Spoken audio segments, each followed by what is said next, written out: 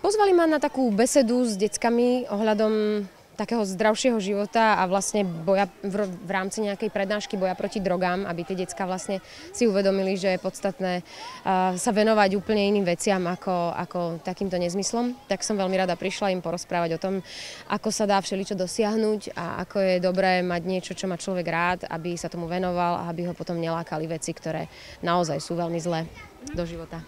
Ako sa vám s deťmi komunikovalo?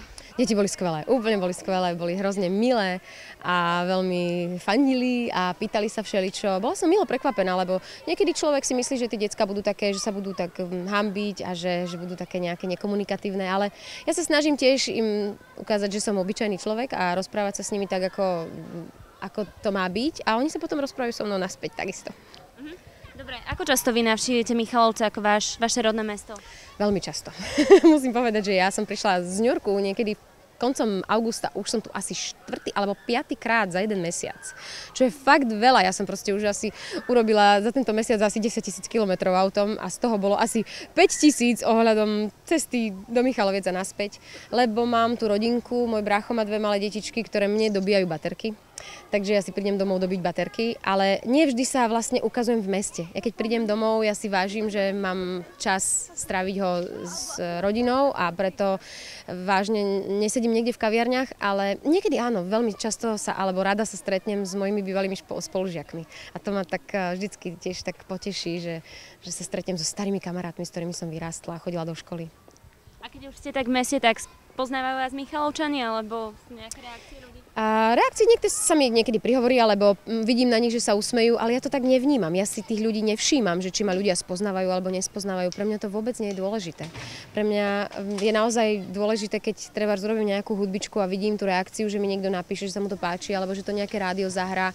Ja nepotrebujem, ono to niekedy unavuje, keď je človek veľmi vnímaný všetkými, lebo všade si musím dávať najväčší pozor, či už dokriva zaparkovať, alebo stále mať na pamäti, že všetko sa musí robiť správne, lebo ten človek si to naozaj zapamätá, keď nie som anonymná. Ale nevadí mi to a je to milé, keď sa tí ľudia prihovoria a keď mi dajú reakciu. Takže ani to, ja sa proste si vážim, že môžem robiť to, čo robím, lebo to je fakt super. A už keď ste teda to spomenuli, tak plánovali by ste sa v budúcnosti venovať napríklad len tej angličtine a tomu prekladateľstvu či? Ťažko povedať, lebo ja napríklad už teraz, jak som už taká dospelejšia, už veľa vecí v tom showbiznise považujem naozaj za nezmyselné.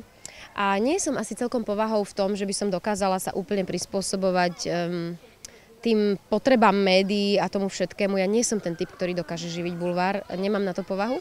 Nikdy mi nenarastie hrošia koža a keď mi niekto vymyslí nejakú blbosť, veľmi mi to vie ublížiť, takže možno, že sa raz vážne úplne odstavím z hudby, aj keď z hudby nie, zo showbiznisu možno áno. Z hudby nie, lebo tu milujem a tu budem robiť do konca života. Ja si do konca života budem hrať nejaký tu koncertík, tam koncertík, len ma to asi nebude živiť. Zatiaľ ma to živí, ale dokedy ma to už bude živiť, to neviem a to záleží od toho, či budem mať raz rodinku a či sa budem venovať aj týmto veciam a tieto všetky veci sú pre mňa oveľa podstatnejšie ako to, či som súčasťou showbizu alebo nie. Dobre, a posledná otázka, aby sme tu nenaťahovali. Čo sa týka toho, čo máte nový album, hovorí sa, že je zatiaľ najlepší, aspoň ja som to tak čítala.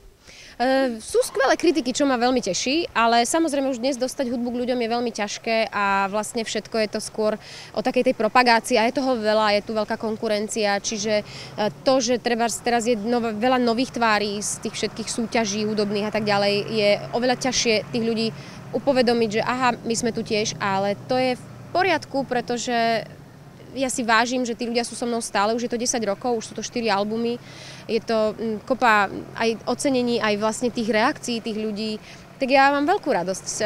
Či to už skončí niekde na internete a niekto mi napíše, že áno, toto bolo fajn, tento song bol fajn, teraz sme urobili napríklad na Opaka a teda AMO-nový album, ďalšie 2 songy. Pre balet Slovenského národného divadla sme robili song. To bolo famózne. Keď som videla 30 tanečníkov z celého sveta, ako tancujú na moju skladbu, ktorú ja spievam a som ju zložila a sedela som v tej loži toho Národného divadla, to ja som mala úplný mráz po chrbte. Keď mi choreograf a všetci tí ľudia z Austrálie, z New Yorku, skade tade prišli povedať, ako sa im na to dobre tancuje, to bolo najväčšie uznanie, aké si viem predstaviť. Perfektne, dobre. A pozdrav pre divákov televízie Zemplín. Pozdravujem divákov televízie Zemplín. Vyrastla som tu, strávila som tu 17 rokov života, naozaj mi je tu dobre a som rada, že ešte že ešte to tu ľudia vnímajú a že sa môžem vrátiť domov a že môžem prísť na víkend. A vás všetkých pozdravujem, nech sa vám darí, hlavne nech ste zdraví.